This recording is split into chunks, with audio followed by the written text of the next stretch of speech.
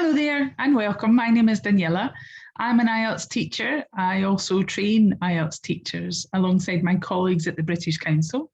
And you may recognise us from the weekly webinars that we provide.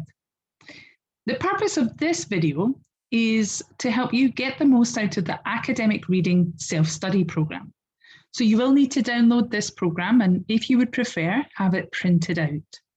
For the video, you'll also need a pen or pencil and a piece of paper, as I will be asking you some questions as we go through.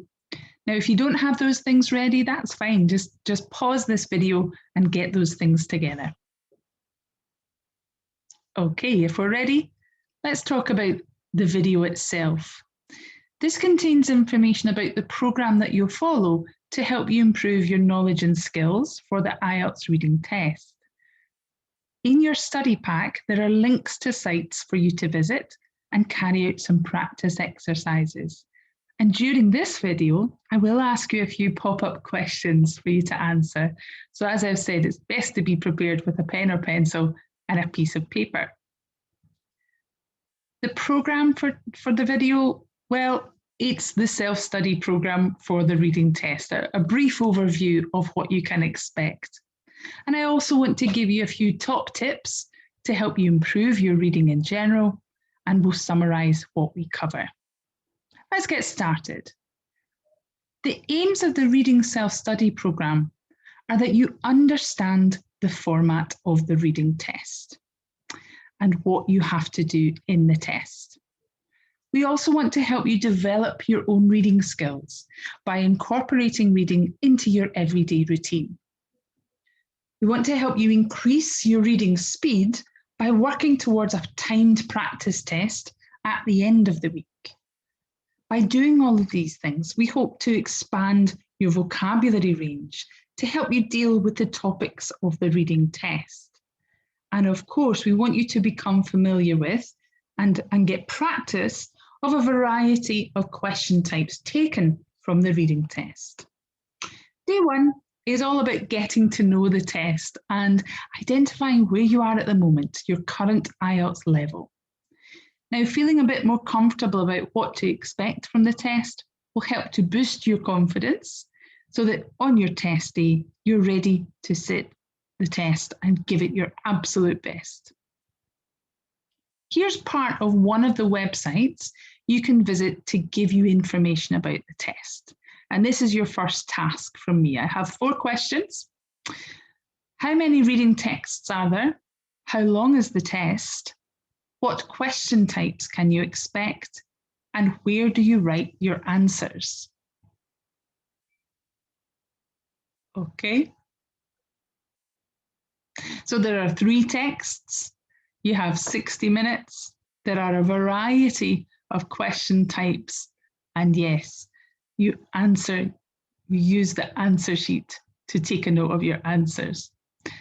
So in finding that information, that's a really quick reading skill that you've now practiced. That's scanning, looking at a text very, very quickly to find key information. And that's one of the skills that you'll be using throughout the reading test. For more information about the test itself, go to this link. Again, the links are included in your study pack.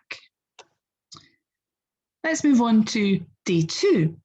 Now, from day 2, you'll begin your daily reading practice. And through this, you will, over the course of the week, or however long you choose to follow the programme, not only improve your reading skills, but also use these texts as a source of new vocabulary.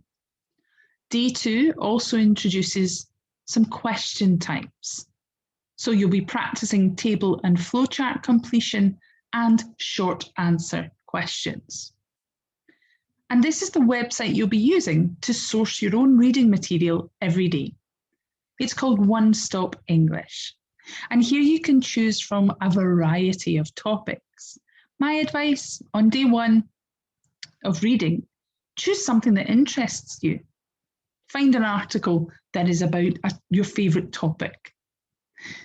The articles on this site also have vocabulary and grammar development questions, so you can complete them in your own time. And don't worry about clicking this link now, it's included in your study pack.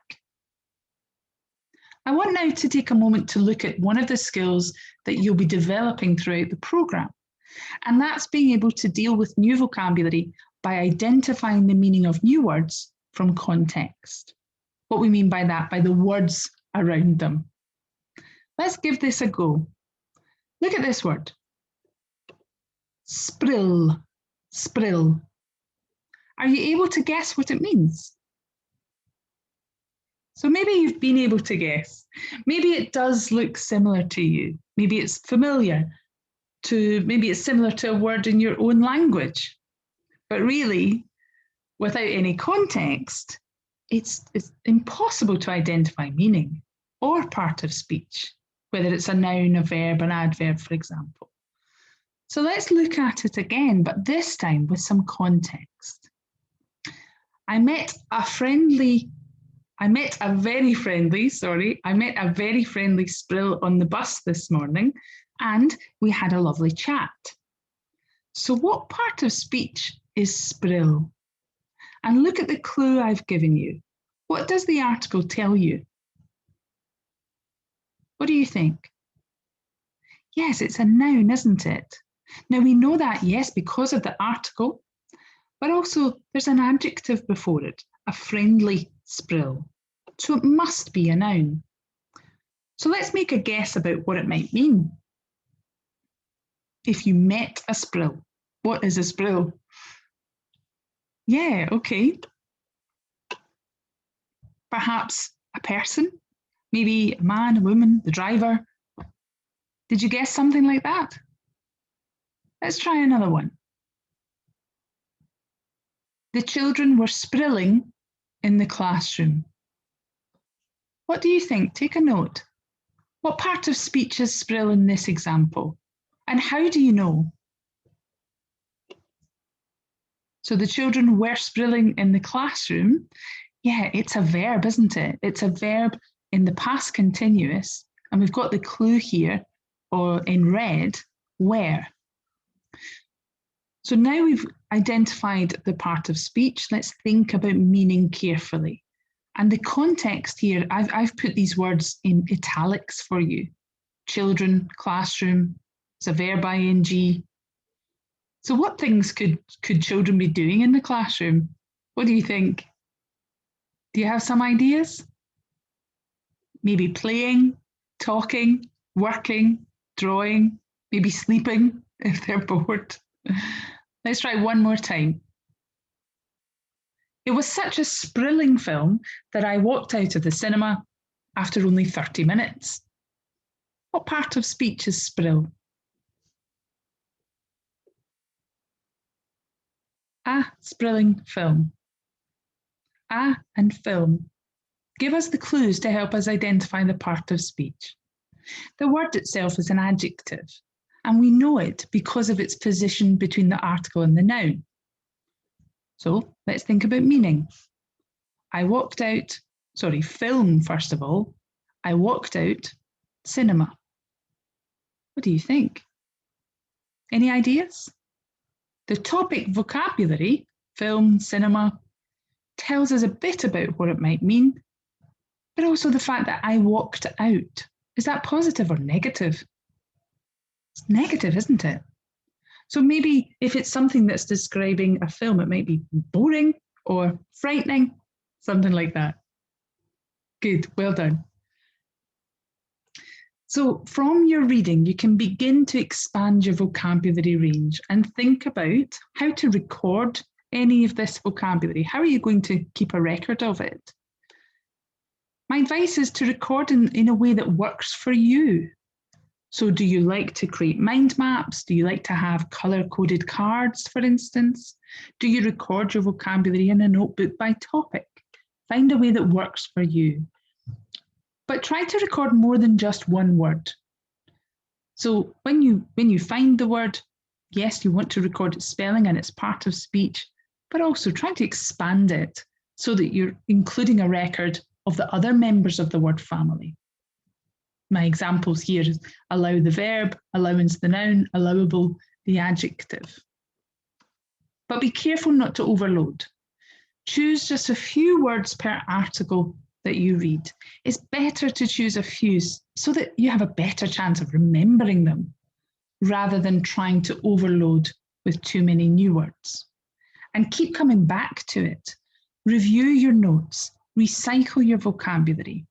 You can create your own flashcards or example sentences, but do try to use the vocabulary as soon as you can.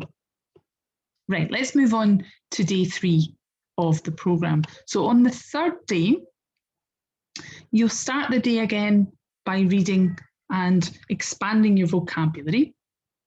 Try to choose a different topic from day 2 so that you're really making an effort to have a wider range of vocabulary and also an understanding of lots of different topics. And you'll look at question types today: true, false, not given, and matching headings. This is just a screenshot of the questions you'll be answering from the link in your study pack. Now, in true, false, not given, please make sure you take the time to read the descriptions. You want to read the descriptions of each type of answer so that you know really what you're looking for in the text. Remember that these links and the full questions are in your study packs. And this is the list of headings that you'll come across.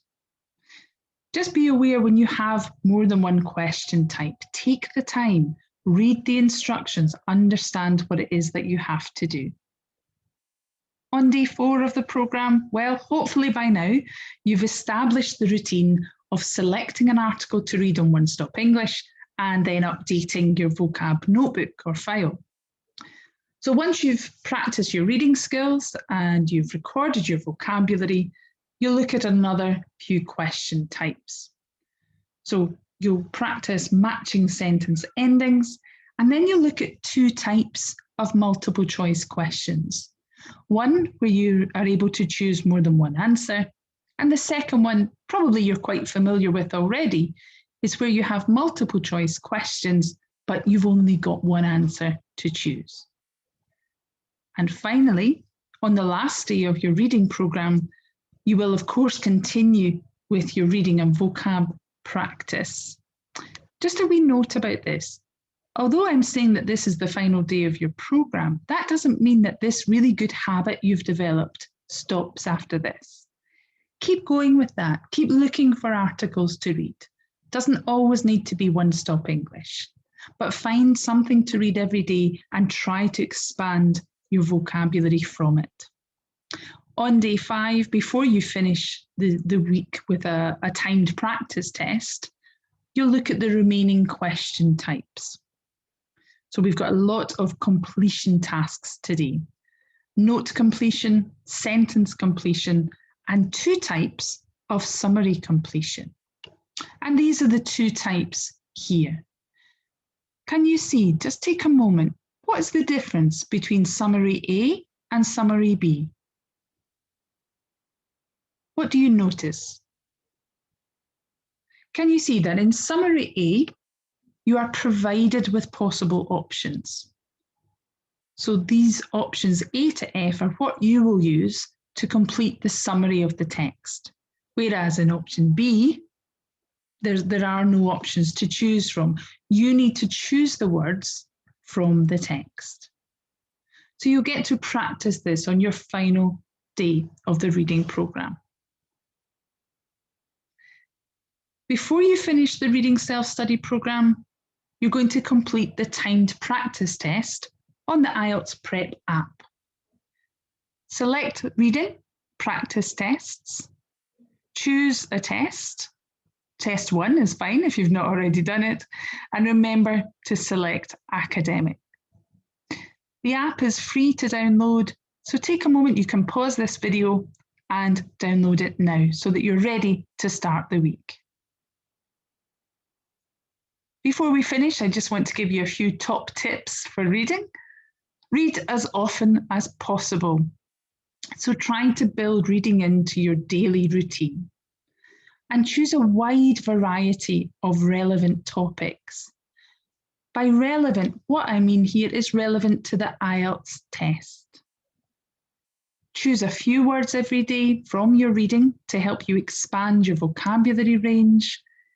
And remember this, the first skill we looked at in this video was scanning. Scanning and skimming skills are really quick, speed reading skills. So keep working on using these every time you read to help increase your speed. And take the time to review your progress regularly. If you're doing well, for example, can you push yourself to read more? Can you push yourself to read a wider variety of topics? Maybe even think about timing yourself when you're reading to work on your reading speed. So in this video, we've looked at how we're going to access a variety of reading texts, how you might maintain a vocabulary record, the question types in the IELTS academic reading test. Hopefully this has helped you and you're ready to get started with your programme. Good luck with the self-study programme and of course with your IELTS test. Bye.